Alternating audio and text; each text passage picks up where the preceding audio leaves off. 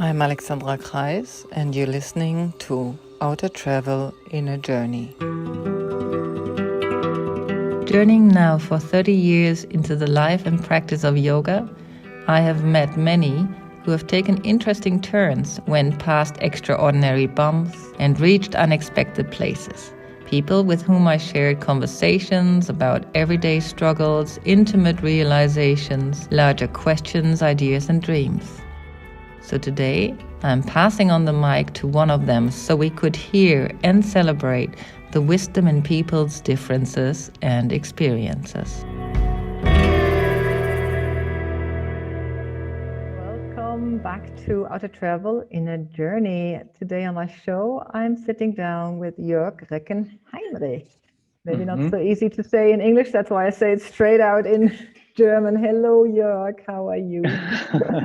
I'm very fine. Yeah, I know. Actually, it's quite a challenge for a lot of people with the Reckhenrich, with the last name, which I think is a very German one. And what do they make out of Jörg? What do they make out of that, your first name? Jörg is very funny. I mean, so mostly it's like George or Jörg or something like that. They try to handle the umlaut a little bit, which is very often very, very funny. It's very difficult and funny for us, of course, but then we do get a lot of laughs about our THs as Germans, like when we can't speak them. Well, let me introduce Jörg to you, dear listener, first. Jörg is not only an artist, but he is also a systematic coach with a deep love for positive psychology. And so where Jörg is right now, he sits in Berlin and is currently in his own gallery, which is, of course, infamously closed as everything else that has to do with art and self-expression currently, and we have to go digital. And so the two things we want to talk about today, depending on how much time we get to do that, is Jörg's love for transformation through art and how digital education can help even women in poorer countries, because we're working on that project right now, the women in Uganda. But we come to that at the very end probably of the show. So Jörg, I really got triggered when you told me that you like coaching through art. I know therapy comes through art. We know of art therapy, so it's not that far off, but maybe you can tell us, how did you end up looking at art as a possibility of coaching and going deep into self-inquiry? Yeah, so thanks a lot for that question. So, I mean, that's really a long story, and it started about 40 years ago.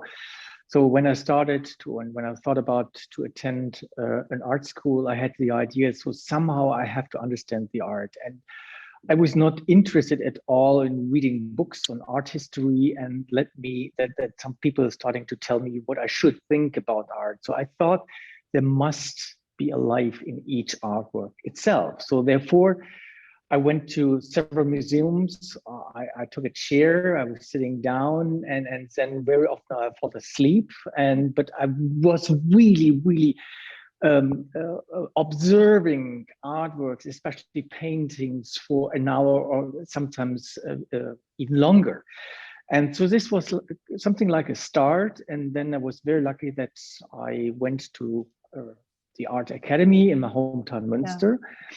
And I got to know an artist, which is my teacher, or became my teacher, Ludmila from Arseniev. And so somehow she had the gracious and the opportunity to sit together every week from 9 to 10 on Wednesday morning in a small room, pitch dark, and we were looking at artworks. And she was really waiting until some of the students were coming for, well, I see something like that could be a tree, that could be a path, that could be something, I don't know what. And so therefore, I think, so looking back, I really trained how to observe very deeply and intensively. So when I then came to Berlin in 1988, so I started to go ahead with so-called art exercises. I went to museums like a tour guide, but honestly, I was never ever interested in telling people about art as an expert. So what I did is, I started to have intensive conversations with people in front of a piece of art. So for instance, we were looking at a Site Twombly artwork, and I still remember the situation. I think it's now about 20 years ago, and one person became very, very nervous. I mean, hey man, take it. I mean, a Site Twombly is a very poetic piece of art. Yeah. And she became very nervous, and I said, okay, let's step back. And so I sensed that the tension was dropping down. And so we continued for more than an hour. And after an hour and a half, we went back to the painting. And of course, I asked her, is that fine for you? And she said, well, let's give it a try. And then this was very much a moment so that a young woman said, a perfect painting. So I can really move from spot to spot. Nothing determines me. And so this fits perfectly to my life situation. And then the older woman said, well, but actually you need a goal in your life. Yeah. And it became very clear that somehow, so the artwork, it's not about the artwork itself, it's also about the resonance of the person who is looking to a piece of art. And that was somehow the beginning of all of that. Yeah, it's almost like what that story brought up in me when you were telling it is like that sense and the fear of failure, because it's a language that is used in marketing these days. So we come across art in the minutest form, so to speak, sometimes. And on the other hand side, it feels like, I don't know this language, so I will fail if I say something about it that wasn't the intention of the artist. And I don't think artists ever think that way, but it's like from the user's end or from the perceiver's end, you know, that was my biggest challenge in being in galleries myself, noticing that when I walk around, I would be afraid to, am I long enough in front of that painting? Can I say that I don't resonate with that? And, of course. And you're telling me now, what I'm hearing you say is like, you're telling me now that it's also to do from the framework of my own perception of the world or how I was brought up, you know, with my values and so on and so forth. Exactly. So, I mean, honestly to say, so I'm not very much interested what artists think about their work of art. I mean, mostly artists are very incapable to tell about their art. Mostly they do not reveal that. I mean, especially the visual artists. And therefore, so we never ever started about thinking or talking what an art historian wrote about that, or what the meaning, the opinion of an artist is that. So we always started with a pure perception, and then somehow the dialogue emerged. Yeah. And how did you move on from there? Did that kind of make you research courses, or did you is there like coaching for art, or using art for coaching? Is that an established course, or did you create that, or how did you stumble across that? Well, I mean, so actually, so it was something, so a colleague of mine, Marlene Nibelung, and she's also my co-founder in the company we're running. So we started to work on that approach very systematically. And this is about, it's more than 10 years ago. So we both had a love for art. We both had a love for, and still have, for that kind of approach. And somehow all what we did is we started based on our own experience, and then we stepped back and tried to figure out, is there a kind of a systematic process we can describe? And of course, it was very helpful that I was in a training program in that time. So I completed a systemic consulting education program, and of course, raising questions and not even coming up with the answers is one of the profound ideas of systemic consultancy. So therefore, there was a good match, and then we started, a kind of a systematic learning journey. So how are the steps, and what is the literature writing about that? So we did quite a decent amount of work on so working with images, the iconic turn. We're talking about since many years at the moment. So therefore, there was a lot we can add on the experience we already had. and we're still doing again. We still did again and again and again. Wow. Yeah, and who do you draw in? You know, what is coming? What was coming out of that? You know, has path of, let's say, healing or insights? You know, because insights means always for me to become more whole and to accept one. What is one of those? What are you taking from it, from that work, or what you're seeing happening with? Yeah, I mean, that's a wonderful question. So I never ever know. I never ever know. And this is actually so why I love the format so much. So even if, let me say, the coaching question, so what we have to do in coaching, clear to set up so the framework for the question, or let's say the coaching setting. So what would you like to talk about? What would you like to get as an answer or a solution out of that session? But I insist so that we dig deeper and deeper and deeper, which means I involve myself and the client, the participant, into that enormous observation process. So sometimes we're standing in front of a piece of art for an hour and even sometimes two. And through that process, so we come to a moment, and very often so that something emerged, which was not there before. And we couldn't even, I, and specifically the client, the person who's coming to that program, to that coaching session, she or he didn't know at all that this was all about. So this is very surprising. And it's like you let go of a lot of things while you observe a piece, because somehow the choice you do has so much to do with your own ideas, with your own question you're involved with. But then somehow through this, let me say, going down deeper and deeper and deeper, so you touch a moment where you think, wow, this is something completely unexpected. This is something emerge out of that process. And it's very often very surprising.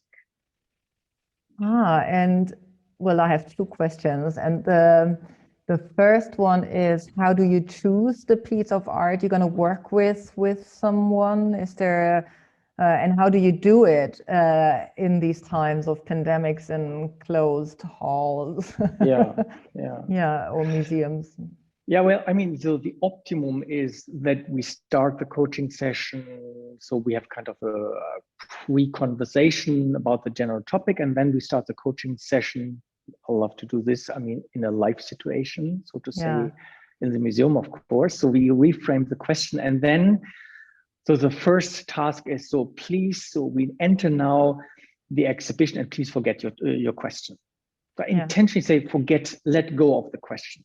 And then, so in the optimal, idealistic situation, people walk through the gallery, and somehow I find a piece, or the piece finds the person. So I encourage that person a lot not to illustrate the question. It's much more interesting that, I don't know why, but this painting, that somehow attracts me, and this is really a good starting point.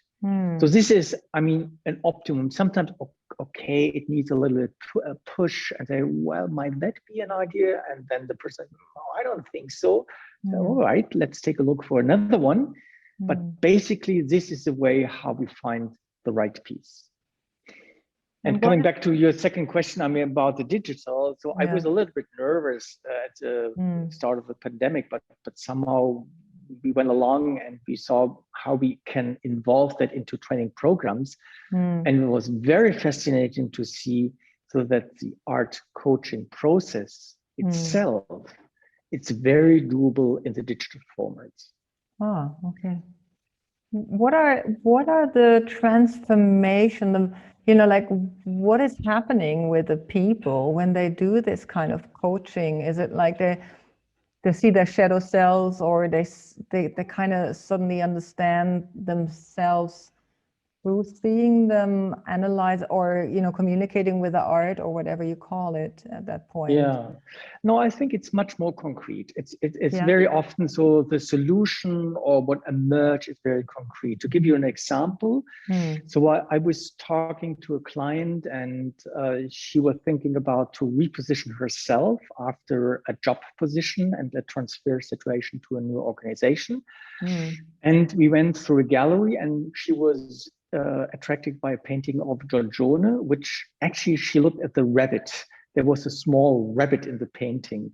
There was also a big Mars and a big Venus, and Mars is sleeping while Venus is watching the situation. But she was attracted by the rabbit. And I said, all right, if that is the anchor to get access to the painting, let's go ahead. But finally, so what happened is, so we asked intensively about, so who are you as a person? Who do you want to be in the future?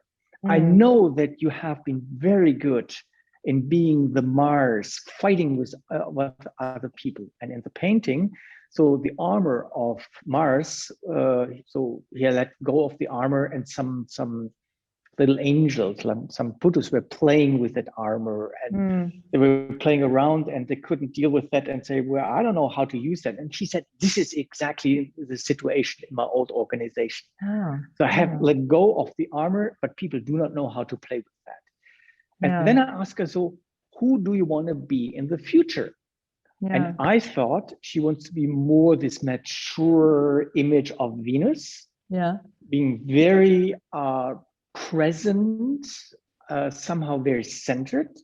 And she said, no, it's really in the middle. It's between Mars and Venus. I have both parts and I can handle both parts. And this was very surprising for me. I have a hypothesis, but she went, I mean, in a completely different direction. So what was very interesting to see, that was a start for a reposition process, how she would like to enter the new organization. So fascinating, because as coaches, one can sense the other, you know, like as highly sensitive coaches that I meet over and over again and highly tuned in, one can jump ahead with the conclusions of, and even though you get trained not to, you know, like that the skill lies in the questioning, it's super, I mean, it's a growing process while you are a coach, right, Jörg? It's part of how that work kind of fulfills me. I don't know what that work does to you yourself. Yeah, I mean, so I always say, so I do not see myself sometimes in that framework, how it's described to being a coach. So especially in that art coaching situation, I'm involved as well. I mean, first of all, I do my own observations. It's like, what do you see? And then I say, well, that is most interesting here with that part of the painting. So tell me more about that. Or say, wow, this is very surprising. I didn't see that at all. So for me, that part in the painting was more attractive. So what I do is from time to time, I put myself on the same observation level as the client. And then, so somehow this is, I don't know why, it's even hard for me to describe that, or what is there a methodology behind? I don't know. But it's more the eye to eye level. It's more about, so being involved and not being too much so, okay, I ask the questions and you give the answers. So it's basically to say it's so much fun to do the observation together with the person who's involved in that process. It's a learning process for me as well.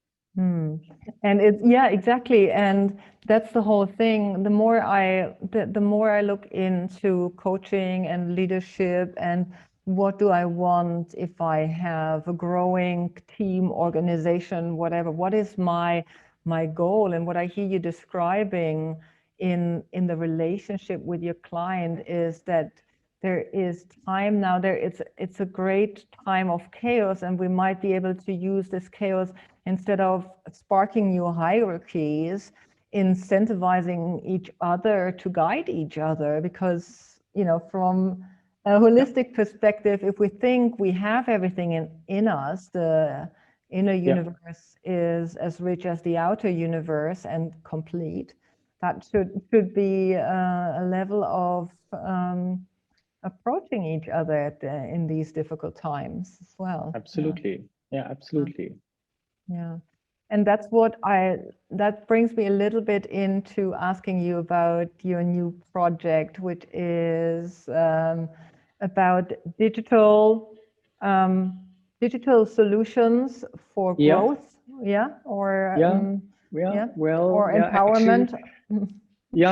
Actually that was another kind of coincidence. So I'm working. I have a friend in Finland, Patrick Furu, and I know him for more than 10 years now. And he works as a professor at a business school, and we were handling lots and lots and lots of programs, and we were running Mission Impossible tasks, and we did the gallery exercise, and he's in deep love with DAS workshops. So we went along very, very well. And then about, I think 4 years ago, so he said, well, I'm now part of a company. I said, well, Patrick, tell me what is this all about? And then he introduced me to Talent Miles.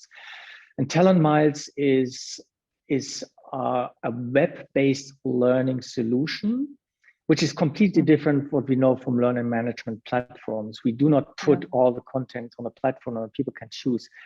It's kind of a design where you create a learning path dedicated to a specific topic. And we design the single tasks, and also we facilitate the program as learning coaches. So this is basically the more the technical background. But what happened is that in that time, I started to train myself more towards the direction of positive psychology, which somehow, honestly, to say, well, I said there must be a different way in life to take a more positive look. And I was really attracted to say not to look at the weak side and somehow, well, I was not good in this and that, and my father and my mother and all that, and saying no. So look at the side so of growth. Look at the side of what are you good in terms of your strengths? How can you flourish? How can you bring in a situation or create a situation that you have a kind of a building, growing, flourishing setup? So therefore, I was very attracted, and so that was the moment. And this is about 2 years ago, when my colleague and co-founder Marlene Nebelung and I thought about this. Well, we both have this systemic understanding. We both have the love for art, as we developed together the art coaching approach, and we both have a love for positive psychology. Why should we go ahead and run that as a program? And then we came across the Talent Miles solution, and then we said, wow, let's think about that. And that was really the start of a whole story, which leads us now to the question, so how can we provide highly qualified programs, good quality, high standard, and good quality of education programs, as we sometimes say, in every corner of the world. And what is the background of the education? I mean, one can be educated in engineering, one can be educated in, I don't know, what is that you educate with? Yeah, basically, so we, as we say, PARTS is the name of the company, which stands for Positive Psychology, the arts, and the S is somehow like the systemic attitude we have, and so of course, I mean, you can apply such a program more to specific topics like engineering, but we take that approach as we combine the technique and our background and interest more towards how to provide programs or how to run programs based on positive psychology. So first of all, with leadership programs, we train people on the PERMA model of positive psychology. So PERMA is an idea of positive emotions, engagement, relationship, meaning, and achievement, which is a well-researched model in positive psychology. And so we build programs around that, and we specifically look to the demand. What is a real demand we can target? And then design the program around that. And what's the demand then in Uganda and with the women in that project you get involved right now? I mean, that was very fascinating. That was also a coincidence. I got to know, his name is Firmin, and I got to know him through the BMW network about 2 years ago. We have been on a conference in Ghana, in Accra, and we prepared a workshop, and somehow the cooperation was very nice, very thankful, appreciative, and so on. And so we liked each other, and we said, so someday something will happen. And then Fermin dropped a couple of messages in a WhatsApp message or channel and said, well, we're working on Girls for Tech, women leadership, women leadership shows. So they have a kind of an online TED Talk format of young women, young leaders, African leaders. And I said, hey, Fermin, let's talk. I mean, we're running programs around that topic as well. And this is about 6 weeks ago.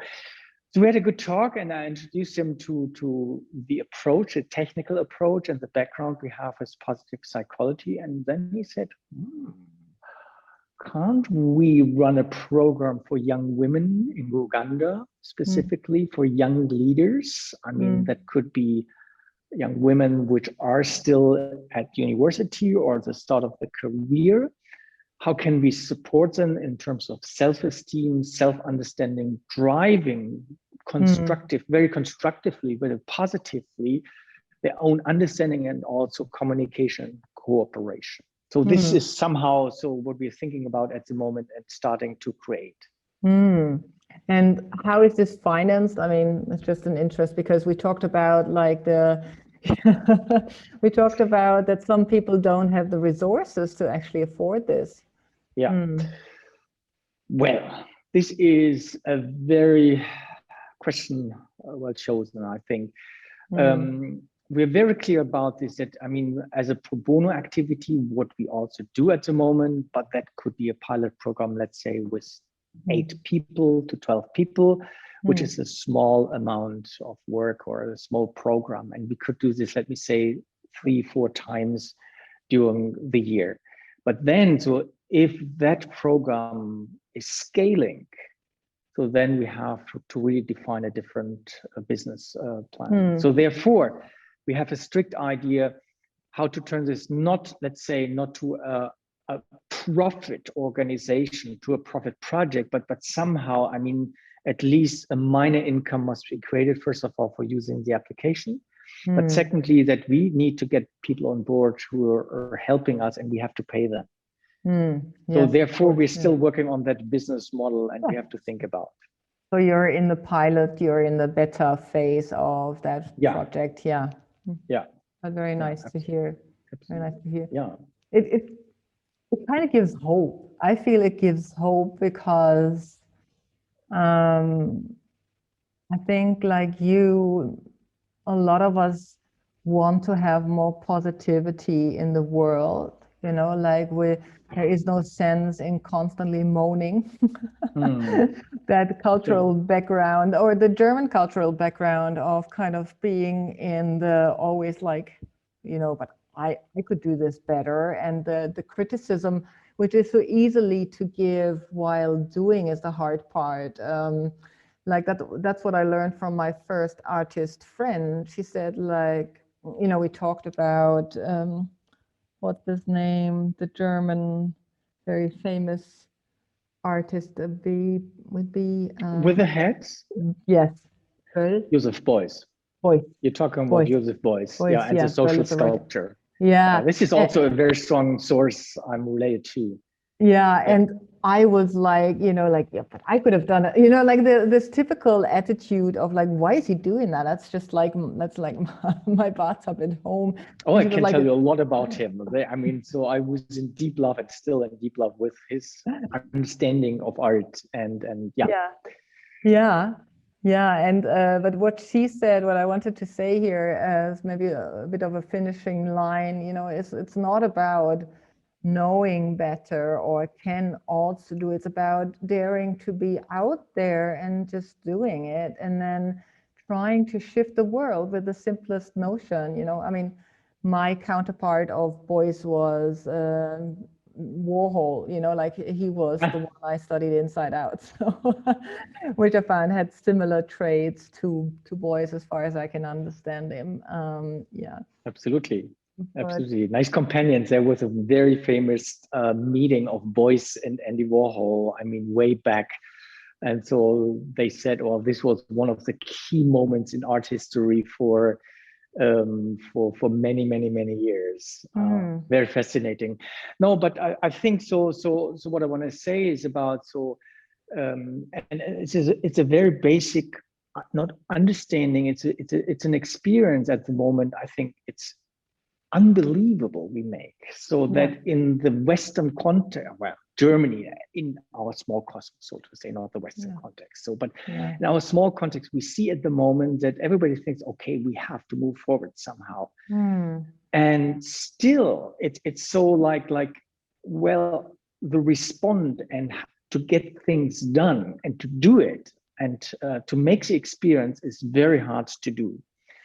So, and for the Uganda project, I thought about, so they told me, so they put out a program on Facebook and they had 20 places and they got about 250 applications, even from out of Africa. I said, what? We have to learn from you guys how you do the marketing. So what I want to say, it's not about selling. What I want to say is very much about, so there seems to be a real demand. And sometimes I see or I sense here that somehow I see, so people are they have so many opportunities to learn, to get support, to get whatever they need. And sometimes I think, wow, it's very hard, well, to make the point that says, so how can we create meaningful programs, situations, and that for learning, exchange, and dialogue. And not to underestimate the small things we can do that make such an impact. I watched this documentary about hope in Africa, in Kenya, about somebody who started collecting shoes for Kenyan kids, because one of the things in Kenya is that they are like school is mandatory, but they have a rule around it, and it's like they have to fulfill certain aspects. And if they don't have shoes, they're not allowed to come. And so, you know, as we can imagine, that's not affordable for kids who are in foster homes and orphanages. And they do come with a lot of hope around, like, as soon as they get the chance to take that chance. And what we're learning, what we can learn from that engagement is the humbleness of the small actions that creates great ripples. And I'm very grateful for you for trying to move the tide with your project. Thank you. Yeah. Do you have a last word of advice or insight to our listeners? Well, from an artist's point of view, I always say, have the courage to try out before you think too much. So if you see and sense something which you think, wow, that is interesting, that stimulates me, go for it. Do and run and make it your experience, and then you learn from it. That's the artist way. Yes, that's the artist way. I can't thank you enough for saying that, because that's also my approach to life, you know, like to really investigate how to be in conversation with life instead of in conversation with hierarchies and successes that are socially bound or created through society. So thank you, Jörg, for this beautiful interview. Thank you. And I hope we could inspire some of you. All the information about Jörg you found in our show notes. So if you're interested to get in touch, communicate, or even take his coaching, you can do so by clicking the links below. Thank you once more to everybody listening. I see you next week for our follow-up show. If you enjoy listening to my podcast, please consider to become a patron at patreon.com/Alexandra Kreis and pledge your donation.